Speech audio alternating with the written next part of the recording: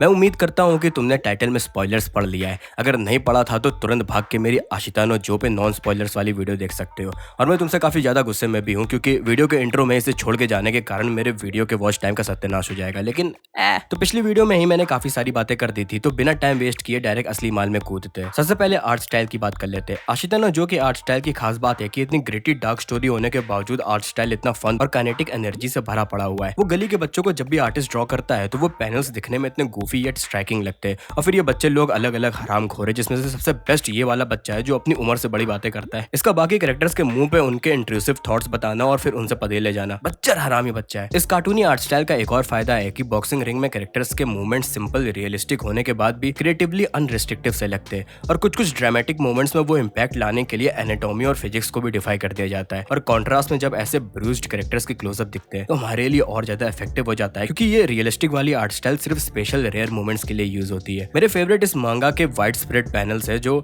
इतने सारे छोटे छोटे मेटिकुलस डिटेल से भरे होते हैं। पैनल के हर एक कोने में कुछ ना कुछ होता हुआ दिखेगा तुम्हें। अब देखो, मैं रैंडमली इस कहानी के मेरे फेवरेट मोमेंट्स की बात करने वाला हूँ। प्रिजन वाले आर्क में योको और जो के बीच एक इंटरेक्शन होता है जो मुझे काफी बेहतरीन रिटर्न लगा था। मैं तुम्हें डायरेक्ट रीड करके बताता हूँ। उसमें योको जो से बोलती है, you can never calm down, you always seems like you being chased by something. और अगले ही पल जो के रिएक्शन से तुम साफ देख सकते हैं कि उसे ये बात बेहतरीन इफेक्ट करी। अगर इस मोमेंट तक की स्टोरी को देखेंगे तो ये काफी सेंस बनाती है, क्योंकि लगातार जो किसी ना किसी कांड में इन्वॉल्व भी रहता है। लेकिन एक बार पूरे कहानी के रेट्रोस्पेक्टिव में ये देखेंगे तो ये सेंटेंस जो को काफी अच्छे से रिप्रेजेंट करता है। आखिर तक ये भाई ऐसे ही रेस्टलेस होके जिया था। और फिर इस सीरीज का नाम आशितानो जो, जिसका इंग्लिश टाइटल है टुमारोज जो या फिर जो ऑफ टुमारो। तो पूरी कहानी इस बारे में है कि जो को आज से कोई लेना देना नहीं है, वो हमेशा फ्यूचर की तरफ ही भागने की कोशिश में लगा रहता है। तो चेस्ड बाय समथिंग की जगह चेस्ड टुवर्ड्स होना चाहिए था। लेकिन असलियत में जो कभी भी अपनी फीलिंग्स और पास्ट के साथ अकेले बैठता है तो वो डिप्रेस्ड होने लगता है, और उसी को दूर भगाने के लिए वो हमेशा आगे बड़े गोल की तरफ ही जाया करता है। जैसे जो लोग उसका भला चाहते हैं उनसे दूर भागना, फिर अपने हाथों रिकेशी की डेथ होने पे टूट जाना, और फिर एट लास्ट उसे कार्लोस में दोबारा वो आगे का गोल दिखता है। ऐसी आखिरी फाइट के लिए हड़बड़ी करना, क्योंकि उसे एहसास हो रहा होता है कि उसमें पंच ड्रंक के सिम्टम्स दिखने लगे। इसलिए मुझे ये डायलॉग इंटरेक्शन काफी प्यारा लगा, क्योंकि सिर्फ ये एक सेंटेंस में हम जो की पूरी लाइफ को देख सकते हैं। अब आते हैं रिकेशी के आर्क में। पूरे प्रिजन से लेकर रिकेशी के डेथ तक की स्टोरी लाइन इतनी धाकड़ तरीके से लिखी गई है। मैं ये मांगा की पूरी स्टोरी काफी पहले खत्म कर देता अगर रिकेशी की डेथ ना होती। मतलब उस मोमेंट के होने के बाद मेरे अंदर से फीलिंग आ रही थी कि अभी मैं इसे आगे और नहीं पढ़ सकता। ये मोमेंट इतना ज्यादा हैवी था कि और कोई इन्फॉर्मेशन अपने दिमाग को देने की अभी मुझको इच्छा नहीं हो रही थी। और जिस तरह से जो और योको उसके डेथ में रिएक्ट करते वो मुझे काफी ज्यादा रियलिस्टिक लगा। मैं काफी हैरान था कि कुछ भी ओवर ड्रामेटिक नॉनसेंस नहीं करी है राइटर ने। एक तो फिर इन दोनों के बीच की फाइट, पूरे फाइट में जो को धीमे धीमे क्रम्बल होते देखना इतना टफ सा था। और लास्ट सेक्शन में जब दोनों के दोनों नो गार्ड स्टैंड्स में खड़े होकर एक दूसरे को घूर रहे होते, गूज़बम्प्स। मुझे जो और उसके कोच दानपे के बीच सटल डायनेमिक्स का चेंज होना भी काफी प्यारा लगा।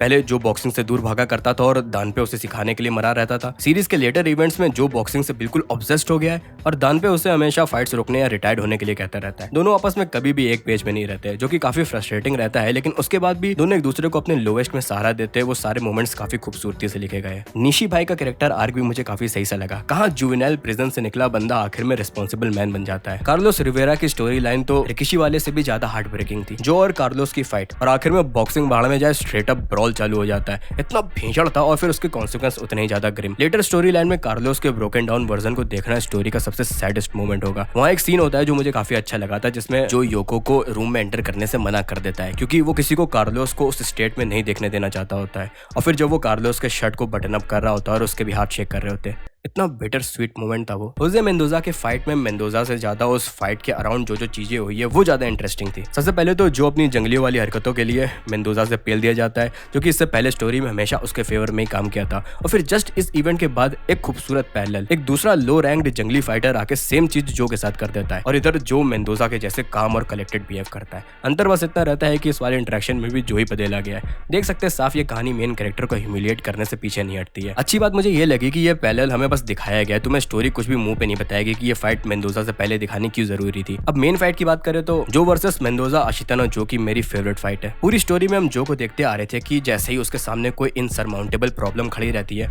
तो वो खुद को अकेले रख के उसे सॉल्व करने के बारे में ही सोचता रहता है, जिसे योको ने भी नोटिस किया था। जिस जो को तुम रिंग में लड़ते या बाकियों से इंटरेक्ट करते समय हाइपर एक्टिव बड़बोले की तरह पाओगे, वही जो ऑफ रिंग बाकी दुनिया से खुद को दूर रख के कामली अगले फाइट के लिए स्ट्रेटेजाइज करता है। स्टोरी के नियर एंड में आते आते ये पूरी चीज ऑपोजिट हो जाती है। रिंग के बाहर जो जो बाकियों से काफी ज्यादा इंटरेक्ट करने लगता है। पूरे हवाई वाले ट्रिप को ले लो जहाँ वो पूरा समय दान पे और योको के साथ ही बिताता है, और आखिरी फाइट में रिंग के अंदर उस बड़बोले जो का कोई अता पता नहीं है। इस चक्कर में जो वर्सेस मेंडोजा वाली फाइट के शुरुआत के कुछ राउंड्स में हमें किसी भी फाइटर के एक भी थॉट बबल को भी नहीं दिखाया जाता है। सिर्फ रिंग में होते एक्शन और इन दोनों के फेस एक्सप्रेशन से ही सारी स्टोरी देखोगे। और सही बताऊं, इधर बाकी कुछ फिलर्स की जरूरत भी नहीं थी। जब जो के पंचेस मेंडोजा के परफेक्ट डिफेंस पे लैंड होने लगते हैं तो वो इतना सेटिस्फाइंग मोमेंट था। चैंपियन भैया के जब तोते ओड़े होते हैं तो वो देखने लायक था। ऐसी भीषण फटती है उसकी कि सोच में पड़ जाता है कि शायद वो जो के बूथ से लड़ रहा है। और फिर ये फैक्ट भी कि जो की पंच ड्रंकनेस और उसकी एक आंखों की आईसाइट लूज होने की वजह से ही वो ये पंचेस लैंड कर पा रहा था। तो उसकी लाइफ थ्रेटनिंग कंडीशन ही उसके अल्टीमेट फाइट में मदद कर रही है। इससे ज्यादा खूबसूरत तुम और क्या चाह सकते हो किसी कहानी में। और आखिर में मैं योको और जो के रिलेशनशिप और उनके रोमांस सब प्लॉट की बात करना चाहता हूँ। जुवेनाइल प्रिजन के समय से ये दोनों को अच्छे से पता रहता है कि अगला या अगली किस बात से चिढ़ेगा या चिढ़ेगी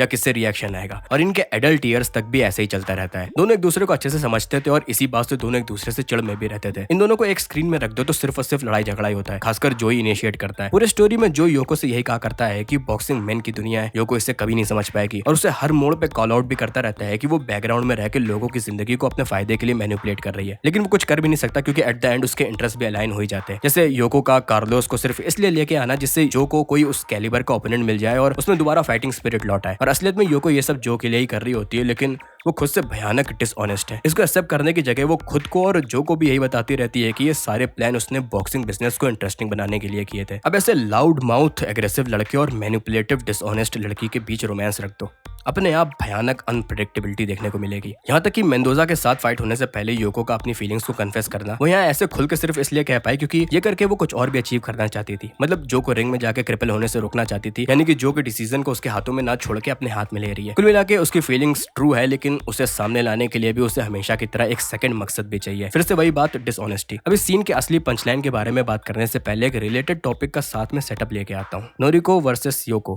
स्टोरी के शुरुआत में मुझे जो से इतनी खुन्नस होती थी क्योंकि नोरिको लाइक फुल भाव देती थी उसकी केयर करना, जिम साफ करना, खाना बनाना, और फिर भी जो से जानबूझकर इग्नोर मारा करता था। लेकिन एक सीन जिसमें स्टोरी ने मुझे क्लियर कर दिया कि क्यों नोरिको ऑप्शन में ही नहीं है। जब पहली बार जो नोरिको को अकेले टाइम स्पेंड करने के लिए इनवाइट करता है और वो उससे खुलने की कोशिश करता है तो हमें साफ दिखता है कि नोरिको ओवरवेम हो जाती है और जो से अंडरस्टैंडिंग बढ़ाने की जगह वो उससे खुद डिस्टेंट होने लगती है। इतनी खूबसूरत सटल वे में ये चीज दिखाई गई थी। अब नोरिको तो देखो कॉम्पिटिशन से हट गई है, लेकिन क्या योको जो को समझती है? पूरे कहानी में योको और जो का कई बार इंटरेक्शन होता है क्योंकि दोनों एक ही करियर लाइन में है। तो पहले तो इनका मिलना सिर्फ प्रोफेशनली होता था, लेकिन धीमे धीमे इन लोग बिना प्रोफेशनल रीजन के भी साथ टाइम स्पेंड करने लगते हैं। इन सारे मोमेंट्स में ये बात साफ थी कि योको चाहे जो को नहीं समझ पाती है, लेकिन फिर भी वो उसे समझने के लिए एक्टिव स्टेप्स लिया करती थी। वो अलग बात है जो हरामखोरों को ऐसी हरकतें चिढ़ मचाती है, इसलिए वो उसे बार बार ये भी कहा करता है कि मेन के वर्ल्ड में योको एक आउटसाइडर है। और मेंडोजा के फाइट से पहले वाले सीन में भी योको का कन्फेशन तो ऑनेस्ट था, लेकिन वो अभी भी जो की नजरों से नहीं देख पा रही थी कि बॉक्सिंग ही उसकी लाइफ है। वो भी उसकी चिंता समझ पा रहा था कि क्यों वो उसे मना कर रही है, लेकिन जो की नजरों से अभी भी वो अंडरस्टैंडिंग में डिस्टेंस है। और अब हम आ चुके हैं इनके रोमांस के पंच लाइन में। मेंडोजा के फाइट के दौरान जब योको रिंग के नीचे आके जो को रुकने की जगह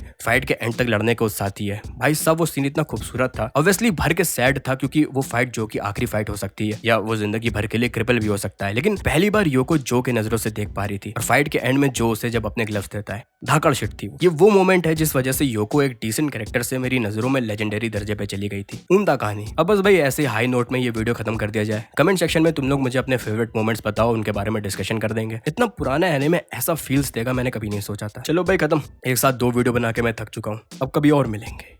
बाय बाय।